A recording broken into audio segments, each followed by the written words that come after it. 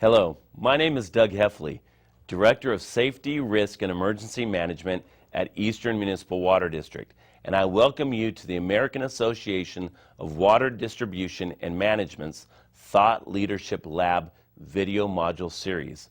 In our last visit, Dr. Graham introduced you to his thoughts on real risk management, getting beyond the proximate cause and looking for the real problems lying in wait that will ultimately cause you grief.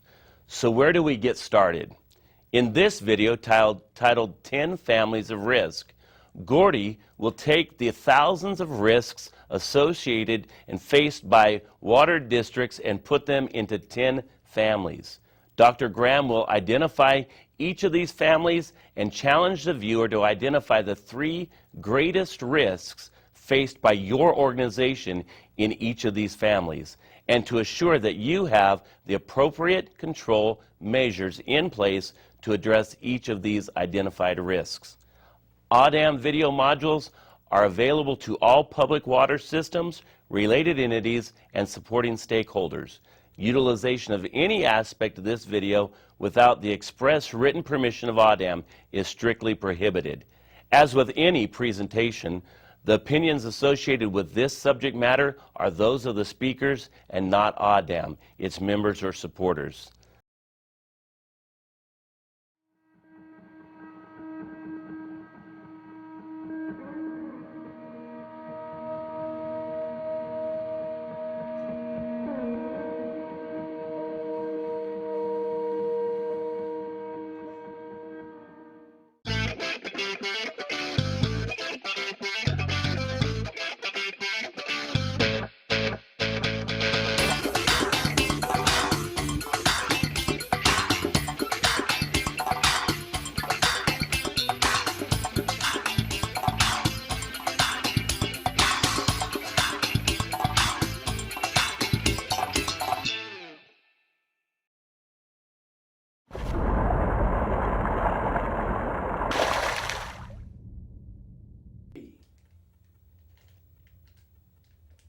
Gordon Graham here, and once again, thank you so much for taking the time out of your very busy schedule to watch this video series. I'm honored you're taking the time to do that. In our first presentation, the big thing I wanted to do, if you didn't watch it, and take a look at this graphic, I wanted you to get the difference between proximate cause and real problems lying in wait. And just to quickly recap what I said in the first video series, the first videotape, as a lawyer, I handle tragedy. And that's what I've been doing for almost 40 years. As a risk manager, I study tragedy, try to identify cause, build control measures, and try to prevent future similar tragedies from occurring. And again, the big difference between the proximate cause, the event that instantly preceded the tragedy, and the real problems lying in wait that will ultimately cause the tragedy, you've got to address those. And as I've mentioned a couple times already, I've been talking about this stuff for 40 years now. And way back in the 70s, when I got started, people were coming up to me. Then, Gordon, I like what you're saying, but where do we get started? And I told them, I don't know. I don't know. In the 80s, Gordon, I really like what you're saying, but where do we get started? We face tens of thousands of risks in our job as a water district professional, as a cop, as a firefighter, as a paramedic, as a refinery worker. We face thousands of risks. Where do we get started? The question kept on popping up, and I didn't have the answer. But in the 90s, the question still kept on popping up. So I put together a new program in the 90s called, the topic of this videotape, the 10 Families of Risk.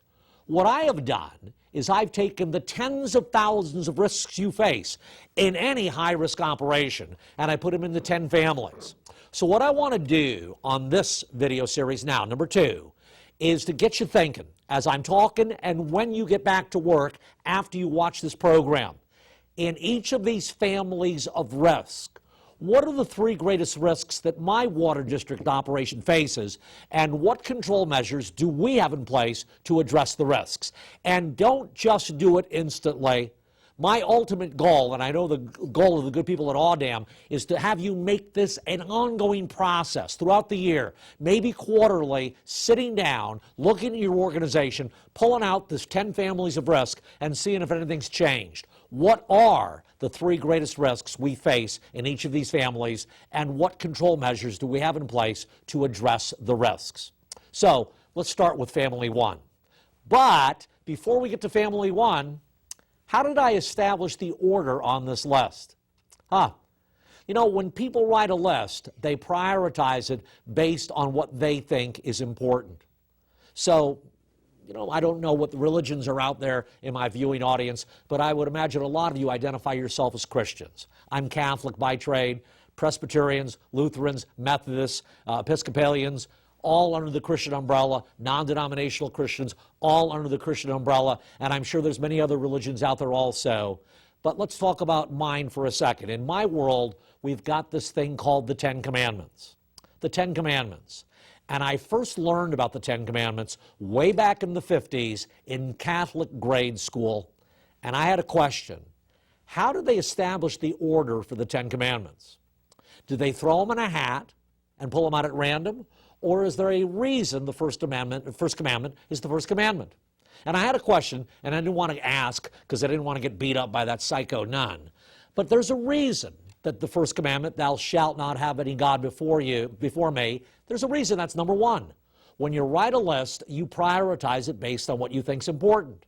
Maybe I got some constitutional scholars out there today. So what's going on in 1787? Old Ben and Tom and Betsy were standing around one night having a Sam Adams, and the more they drank, the angrier they got. Betsy was angry. You know, them British soldiers kept on kicking in my doors, made me feed them, made me give them a bed. That's not right. Tom was angry. They kept on trying to take away my gun. That's not right. Ben was angry. They kept on breaking up my printing press. You know what? We forgot to put some things in our Constitution. We need some amendments. So they came up with 10 amendments. How did they establish the order for the 10 amendments? Did they throw them in a hat and pull them out at random, or is there a reason, the First Amendment, freedom of speech, freedom of religion, freedom of press, freedom of assembly, is there a reason it's number one? When you write a list, you prioritize it based on what you think's important. So back in the 90s, I came up with this list called the 10 Families of Risk. And I chose family one for a reason.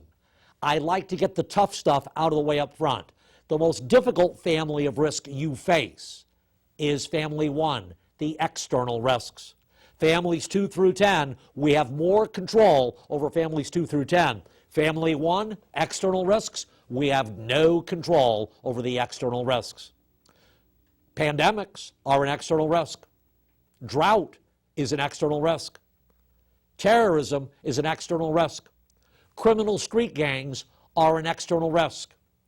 If your building is in the flight path of an airport, that's an external risk. If you're adjacent to a major body of water, that's an external risk. If you have pipelines going underneath your building, that's an external risk. If you have a prison in your community, that's an external risk. If you have train tracks going through your community, that's an external risk. If you have an interstate going through your community, that's an external risk. So my challenge to you, because you know a lot more about your water district operations than I do, is what are the 3 greatest external risks you face, and what control measures do you have in place to address the external risks? Now, I could talk about this all day long, but in each of these 10 families, I want to give you at least one example. And the example I want to use for external risks is, I live in Huntington Beach, California. North of me is Seal Beach, California. Seal Beach is the repository for all weapons in the Pacific Fleet. Seal Beach. They have this huge underground storage ground there where they store all the weapons for the Pacific Fleet. So we've got bombs in Seal Beach, California. How do they get there? Train tracks. Train tracks running right into the weapons yard. So about 15 years ago, I'm listening to the scanner, Seal Beach PD talking to dispatch. We've got an overturned train going into the weapons yard. And 30 seconds later, dispatch comes back and says what? The 24-hour number we have has been disconnected. Now, it ended up just being an area code issue, but even an area code issue, could that be very, very problematic? Well, Gordon, that was also 15 years ago. How about last year? We had the cops chasing a guy in the middle of nowhere, California.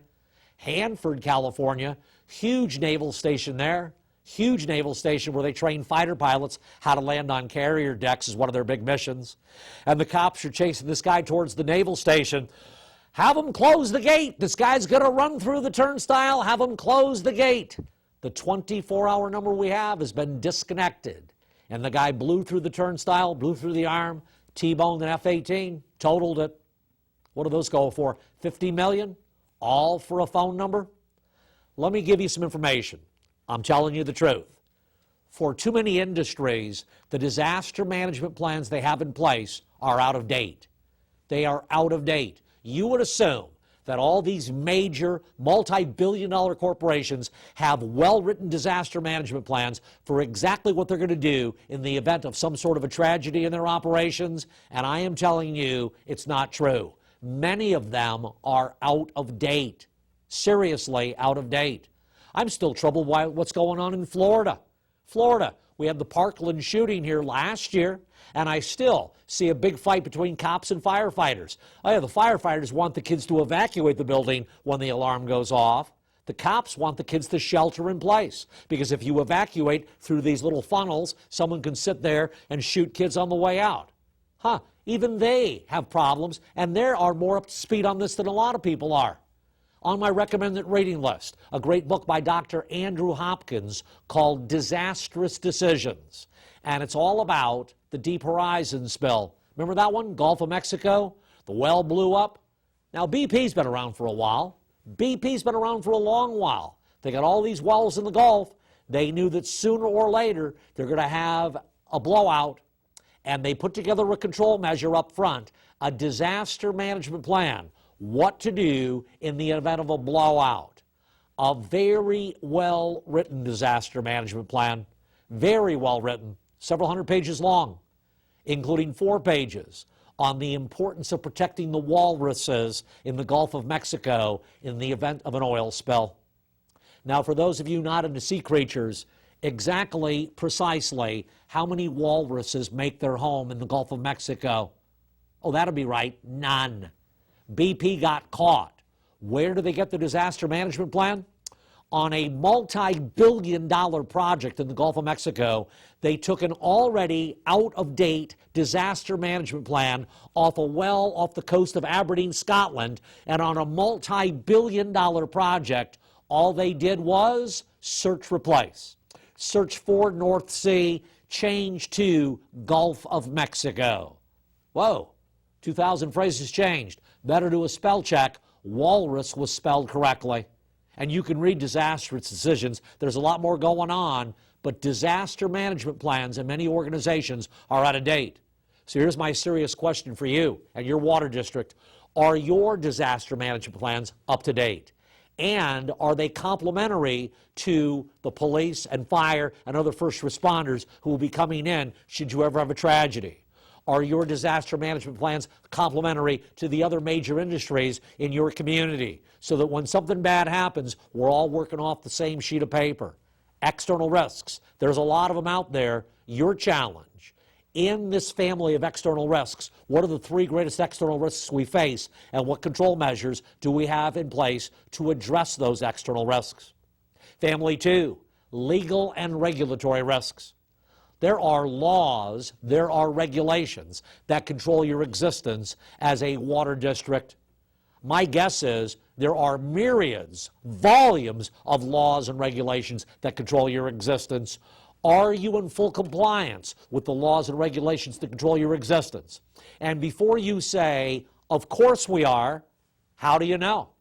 Because while I've never done your job, I sure have studied your tragedies, and all too often, the post-incident investigation of some tragedy, they identify that the involved water district was not in compliance with laws and regulations. That is a problem lying in wait.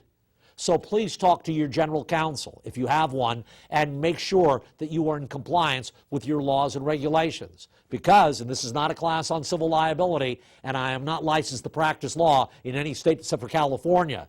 In many states, however, if there's a written rule and you don't have it in place and somebody suffers a harm or a loss as a result of you're not having that rule in place, it's instant civil liability and you don't need that grief. Are you in full compliance with the ADA? Are you in full compliance with the Fair Labor Standards Act? Are you in full compliance with the Fair Labor Standards Act? Are you in full compliance with the sexual harassment laws? Are you in full compliance? And again, I am always amazed how many organizations are not in compliance with the laws and regulations that control their existence. Family 3, and slowing down, because this is one of my pet peeves. Strategic risks. Looking into the future. Look into the future. I love this great country, but for your average American, the future is Friday. The distant future is next Friday. So maybe you saw the new Supreme Allied Commander of China give that 3-hour monologue a couple months ago. You can get an English translation on that. You can read the entire thing he said. He's not talking weeks. He's not talking years. He's not talking decades. He's talking centuries.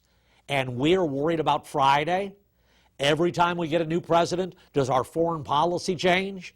This is a problem lying in wait. Certainly not our topic today. But where are we going to be in 30 years? Thinking strategically. You know, I try to read the Wall Street Journal on a regular basis. They had a story a couple weeks ago. 40% of Americans cannot come up with $400 within 24 hours in the event of an emergency.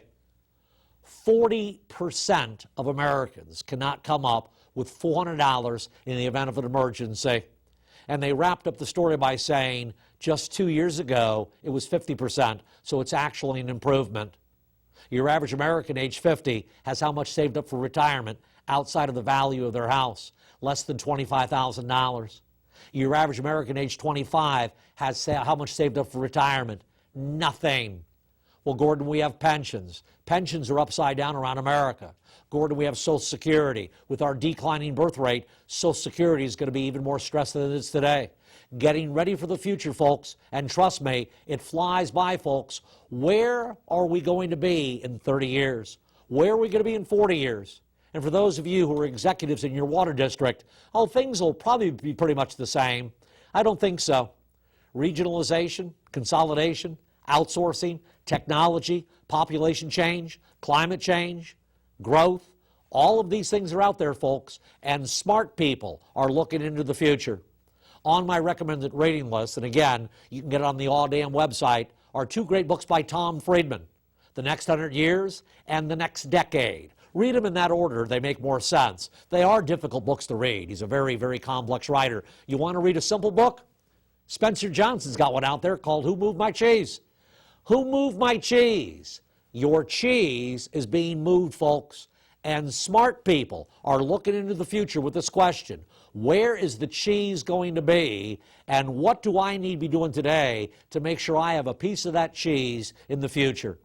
And I talk to young kids on a regular basis. If I was a young kid today, get literate in computers and get fully literate in Mandarin, and people will be pounding on your door in 30 years. By the way, if you're a diesel mechanic and you're bilingual English-Spanish, you can get a job any place in the world.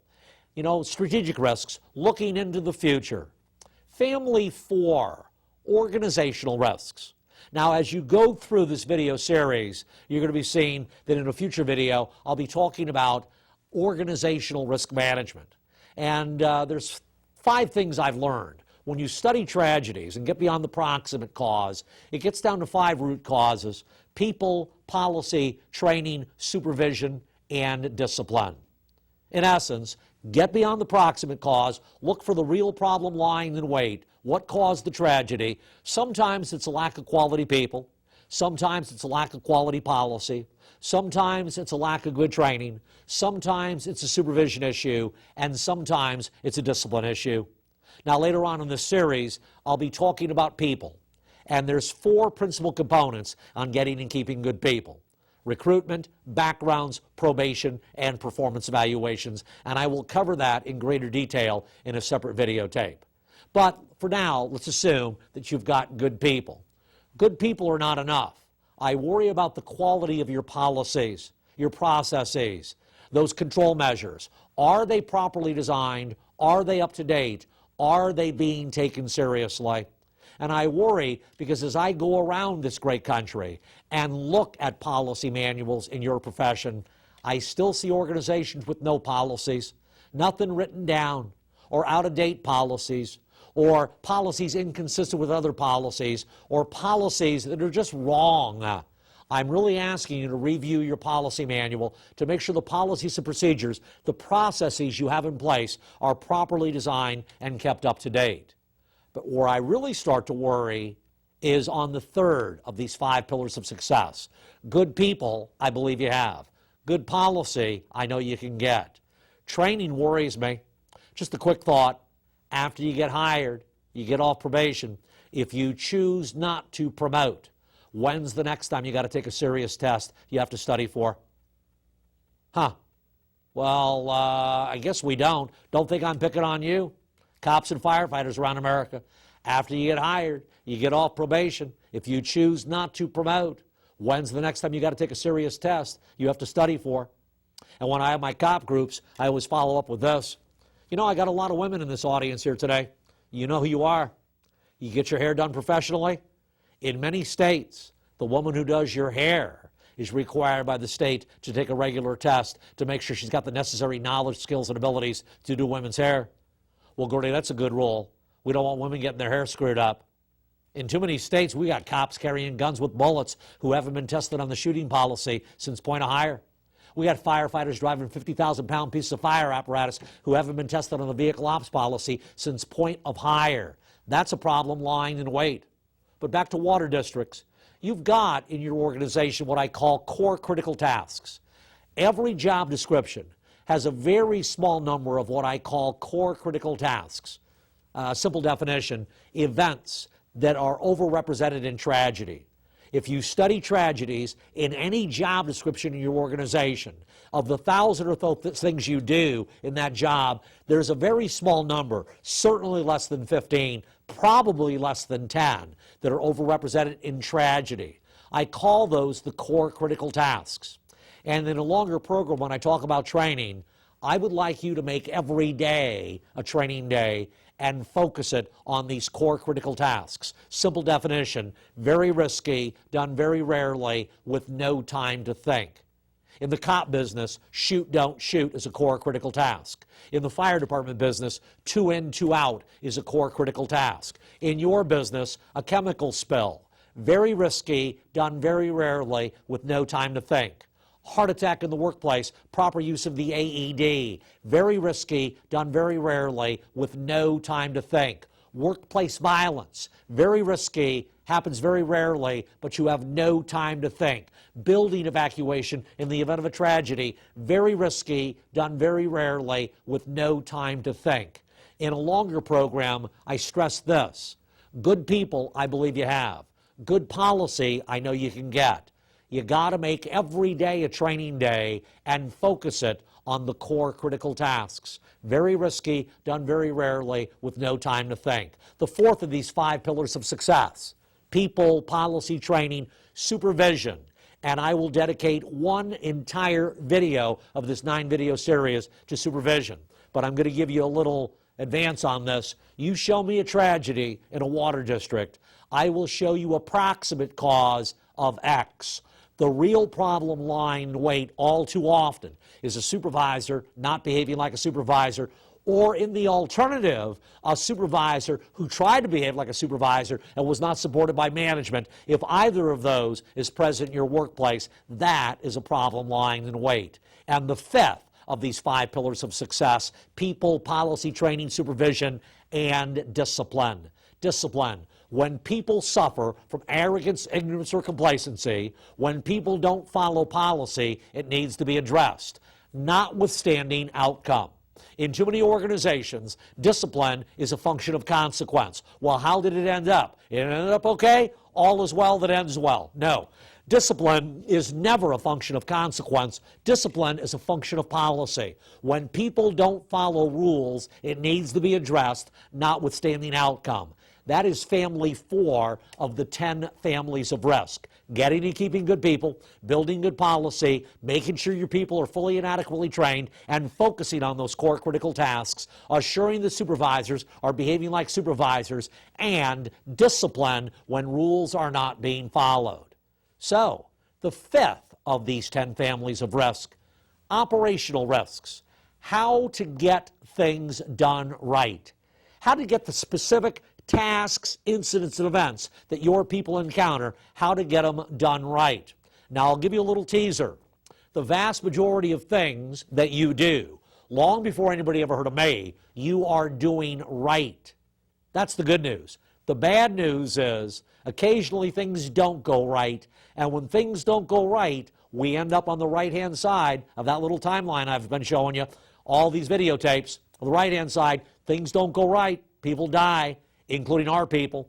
Things don't go right, people get hurt, including our people. Things don't go right, we get embarrassed, we get indicted, we get fired, we get sued. All of those are the domain of lawyers. What can we do up front to better assure things go right? The control measures. Well, again, the good news is most of what you do, you are doing right. Why? Because most of what you do, most of what your people do, they've done before. Your brain is an accumulation of past experiences, memory markers, behavioral scripts, mental models. And when the brain gets involved in a task, the brain does not do this. Let me think it through so it gets done right. No, what the brain does 1,000 times a second is it scans past behavior. Have I done it before? Bunch of times. Did it end up going right? Every time. So then rather than thinking it through, why don't I just do it the same way I did it last time? I bet you it goes right, and if it goes right, I stay out of trouble. That whole theory is known as recognition prime decision making. Dr. Gary Klein is on my recommended reading list with his great book, Sources of Power. The brain scans past behavior and directs behavior right now based on past successful behavior to better assure things go right. When things don't go right, there's a reason why. 2 reasons, actually. Somebody did something bad on purpose, or somebody made a mistake.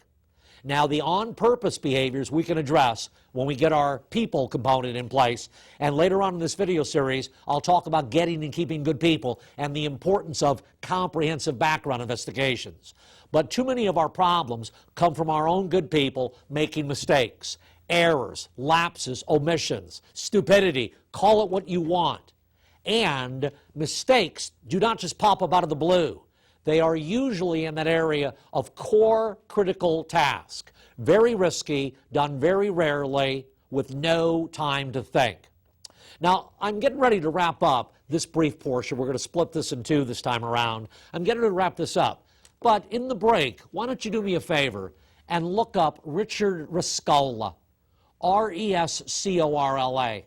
I tell you this for a reason. See, you get home tonight, you watch this video or another video, you do your job in your water district, you get home, and your 12-year-old boy, your 12-year-old girl standing there. Hey, Mom, hey, Dad, yes, sweetheart, how can I help you? I got a report that's due tomorrow. I got a report for school, and it's due tomorrow, and you're the parent. What's the first question you ask? So when did you get this assignment? 3 months ago. 3 months ago, there's your kid putting it off to the last minute. You know, if I was in charge, I would have every kid writing a report on Richard Rescorla. You know, my bias, stop writing about the politicians, stop writing about the sports people. Every American kid should write a report on Richard Rescorla, R-E-S-C-O-R-L-A. There's a reason I'm telling you this. Well, Gordon, who's Richard Rescorla? Famous American.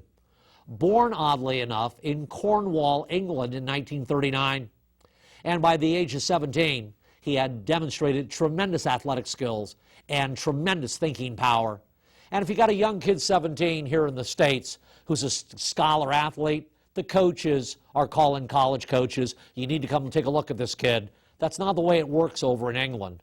When they got a sharp kid who's athletic, they're calling the military. And the British military came down and took one look at young Richard Rescorla in the late 50s, and they said, the Queen needs your service. When you Google him, read his history in the British military, pretty impressive. He ended up being an American, and we sent him to Vietnam. Why don't you read his history in Vietnam? Highly decorated in Vietnam. And he got out of Vietnam and he took advantage of the GI Bill, and he got a degree in emergency management. And he got hired by a bank that got bought by a bank that got bought by a bank that got bought by a bank. And all of a sudden, he's vice president of emergency management for a bank in New York called Morgan Stanley. Morgan Stanley, 1987, he got the job. And as a risk manager, the first thing he did was a risk assessment. How could I do great damage to this building? And he brought over some friends from the British military. Read the story. Read the story. He brought over friends from the British military, and they took a look at the World Trade Center, and they said, you know what? This underground parking, there's no gate, there's no control measures at all. People can come and go as they want. Underground parking is the weak link. And Mr. Riscola told management of the building about that, and they had all sorts of excuses why they couldn't do it. It's very expensive. It'll take too much time to get back out on the street. We can't do it. We can't do it. And for those of you really into history, that was where they brought in the bombs in 1993 into the World Trade Center and tried to blow it up from the garage. Richard Riscola was right. That garage was a weak link. And then after they arrested the Blind Sheik and all those people back in 93, Richard Riscola said they're going to be back and they're going to do the job better next time. They're going to do it better. We need to break our lease on this building. And building management, we can't break our lease. We can't break our lease. We have a 50-year lease. It'll cost us millions and millions to break it. I'm telling you, we need to do that. No one would listen. So he did the next best thing. And there's a reason I'm telling you this. He started doing emergency building evacuations for all Morgan Stanley employees. Okay, folks, everybody here on the 51st floor, we need to evacuate. This is a drill. But I'm on a long-distance phone call. Well, how about that? They just hung up. And everybody headed for where? The elevators. Lesson number one, don't use the elevators. Use the stairs. For most people who work in a high-rise, they've never been on the stairs in their life. We got to walk down the stairs. But we're on the 51st floor. We're on the 51st floor. That's why we need to start walking now. And some of the women said, but I have high heels on. And his response was, well, that's pretty stupid. Why don't you get a pair of tennis shoes and put them in your bottom desk drawer for the just-in-case file? That one hint, having tennis shoes available, paid off 1,000 times in 2001. When they got used to walking down the stairs, that's when he turned off the lights. We can't see. Cell phones, light the way for your peers. When they got used to doing that, that's when he started blocking the stairs with debris. Everybody hated his guts, but they were picking up valuable memory markers, and when they had to evacuate that building on September 11, 2001, they had memory markers that nobody else in the World Trade Center had, because they had done it many times before. They got out, and when Richard Riscola did a head count, he went back in to rescue other people, and that's where he got buried. It's a heck of a story for your child to write about, and every American kid needs to know what real heroism is. But going back to my point, he made every day a training day. I think I mentioned to you that I fly quite often. 5 minutes before takeoff, there is a charming young lady, possibly a young man, giving us a pre-flight safety briefing. What's she training us on? Evacuation in the event of an emergency on the takeoff roll. To me, that's a core critical task. Very risky, done very rarely with no time to think. And I pay attention. I pay attention. And for most people on the airplane, they're not paying attention. You know, they're reading Sudoku, iPhones. That really gets the flight attendants upset. You know, I'm not perfect, but regularly flight attendants come up to me, thank you for paying attention, sir. They know who's paying attention. Every day has got to be a training day. Every day, operational risk management. I look forward to seeing you in a couple minutes when we move on to Family 6, information risks. How do we make decisions? And that'll be our topic in just a few moments.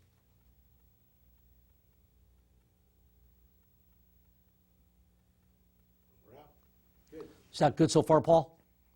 Good. Okay. All right. Video 2, Section 2. In 5, 4, 3. Hello again. Recapping the top story. We are on the 10 families of risks. And I talked about the external risks, the legal and regulatory risks, strategic risks, organizational risks, and we wrapped up with some thoughts on operational risks. And before we move on, remember what your challenge is. Go back and ask yourself, in each of these families, what are the 3 greatest risks we face, and what control measures do we have in place to address the risks? Family 6, information risks. We make decisions based on information. How do you know the information that you're using to make a decision is in fact accurate and hasn't been vetted by somebody with an ulterior motive? And you know what I find really, really amazing? I ask people, well, how do you know that's true? Oh, I read it on the internet. Oh, as long as you read it on the internet, we know it's accurate. Holy moly, you can't trust what's said there. This fake news stuff we're hearing about today, this has been around forever. People know how to influence you, and oddly enough, on my recommended reading list is a great book by Robert Cialdini called Influence. Influence. There are techniques that people can use to influence how you think things through. I'm leading up to something, folks. In too many organizations, we teach our people how to do things, we don't teach them how to think. We teach our people how to do things, operational, we don't teach them how to think. Well, Gordy, why should we? By your own admission, most of what we do right. That's because most of what we do, we've done before. And we've got our PDM, recognition prime decision making. What happens when we put our people in a low frequency event? Something they haven't experienced before. Have we given them a systematic approach on how to think things through? A decision-making process. Well, Gordon, do you have a decision-making process? I do. And oddly enough, that is going to be in our last video presentation together, some thoughts on ethical decision-making. Family 6 of these 10 families of risk. Family 7, technology risks. Now, if you go all the way back to family 1, I identified family 1, the external risks, as the most difficult family of risks we face. Family 7, the technology risks, are the fastest growing family of risks we face. So I've got one question for you. Who's your CTO? And is your Chief Technology Officer really a Chief Technology Officer? I'm not being rude here, but I will admit to you, I am a tech idiot. I know very little about technology. I was born too early for technology. I'm a technology immigrant. But I meet people who are chief technology officers for various organizations, and I know more than they do about tech. Now, let's walk down this logical road together. If I'm a tech idiot and I'm meeting a chief technology officer and I know more about technology than they do, that is a problem lying in wait. Is your CTO really a CTO? Or do they know more about technology than anybody else in the room? Remember that great quote, "In the land of the blind, the one-eyed man is king." Just because someone knows more than everybody else does not make them a CTO.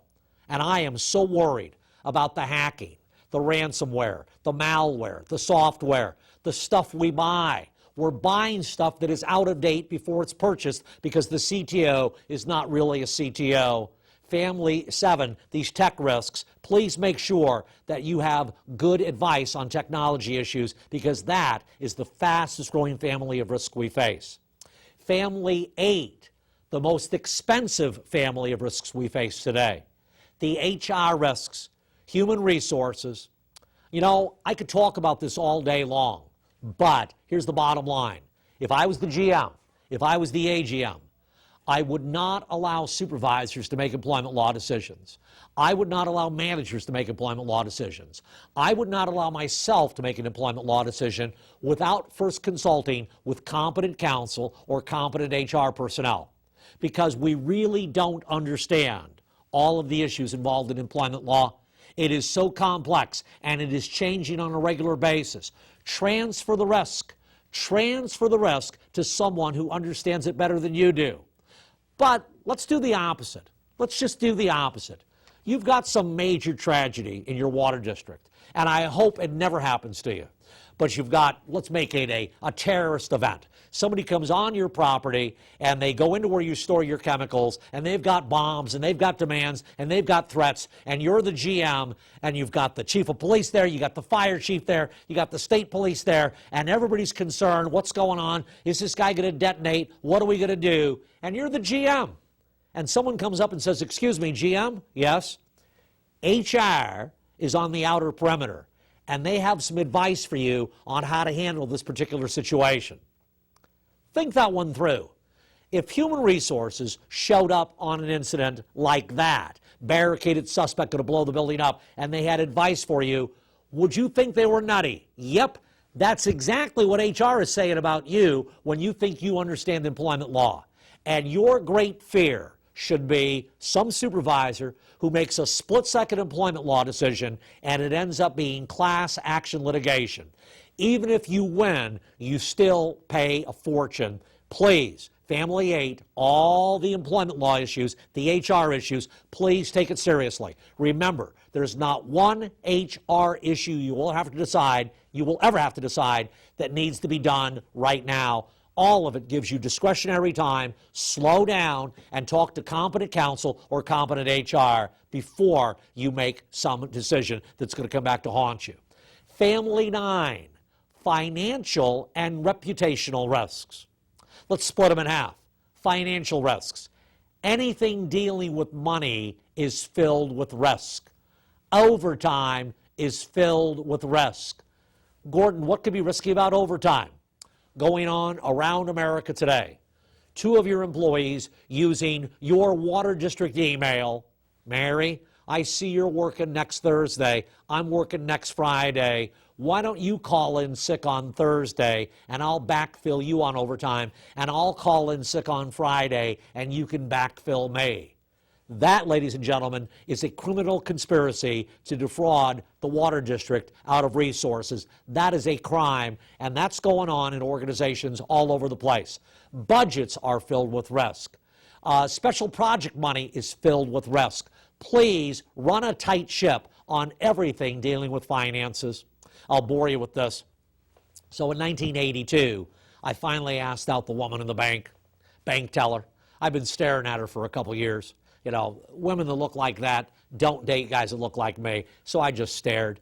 You ask her out, she's going to say what? No. You know, so I didn't even bother because she's going to say no. 1982, brand new lawyer, brand new sergeant. And I was pretty cocky back then. And she's counting out my money for the month, counting out my money. And she said, will there be anything else? So I finally did it. I'd like to take you out on a date. And she shocked me. I'd love to. And we ended up getting married, and I'm still madly in love. That was way back in 1982. 3 years later, we're watching Wheel of Fortune.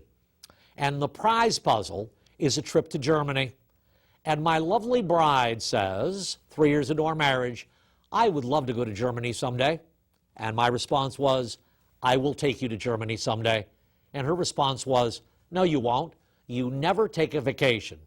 We've been married for 3 years, and you don't take a vacation. Well, sweetheart, I'm banking my $650. What does that mean? Sweetheart, on the California Highway Patrol, you can save up to 650 hours of vacation time. And when you max out your bank, then you can start burning your annual leave. But you always keep your bank at 650 in case you have a catastrophic illness. And also at the end of your career, you can sell it back to the state, and it's worth more then than it was when you earned it. So I'm banking my 650. And her response to that was, can't do that in the banking business. Can't do that in the banking business. Got to take 2 weeks consecutive vacation every year, and if you come on bank property during the 2 weeks, you are instantly terminated. Why? If you're pulling a financial scandal, it'll unwind in 2 weeks. To me, that was a black swan. To her, it's a gray rhino. Why am I telling you this? 5, 6 years later, Dixon, Illinois. Dixon, Illinois. Google it. Financial scandal. A woman working there who never took a day off, worked really, really hard. Everybody loved her. She had been stealing money from the city for years. For years, she'd been stealing money from the city. Anything deal, $53 million is, I think, what she ended up with. She ended up being known as the queen of Arabian horses. She's buying and selling million-dollar Arabian horses. Well, I guess she's a good money manager on her $40,000 a year salary. Nope, she never took a day off. Make sure you got some control measures with respect to expenditures, budget, credit cards, petty cash, and all that. Let's talk about your reputational risks. People start bad-mouthing you on social media. Here's a basic rule. If the lie gets repeated 3 times, it becomes what? The truth. Do you have a presence on social media to make sure what people are saying about your water district is in fact accurate and correcting what's inaccurate? And finally, family 10, political risks. Dealing with politicians is filled with risk. Please, please, please be careful. And remember, it's all discretionary time. Well, that wraps it up, ladies and gentlemen. We are now done with 2 of the 9 video presentations. In our first video presentation, I wanted to introduce you to what real risk management is all about and the big difference between proximate cause and real problems lying in wait and your role in building control measures up front. And in video 2, I wanted to talk about the 10 families of risk. And you have that list. And again, your take back to work assignment in each of these families, what are the greatest risks we face and what control measures do we have in place to address the risks. Our next video is going to deal with a checklist I've been working on now for 35 years called the 5 concurrent themes for success. And I will be happy to introduce you to that in our next videotape. Until then, please work safely.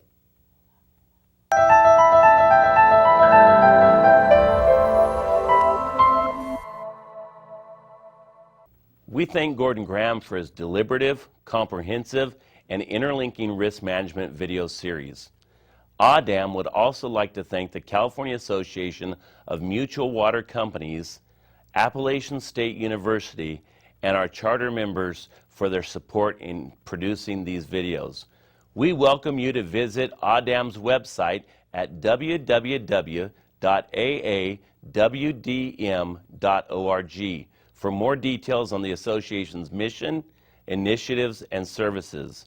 The AAWD&M video module series is available to all public water systems, related entities, and supporting stakeholders. Utilization of any aspect of this video without the express written permission of AAWD&M is strictly prohibited. As with any presentation, the opinions associated with this subject matter are those of the speaker and not of AAWD&M, its members, or supporters. Thank you.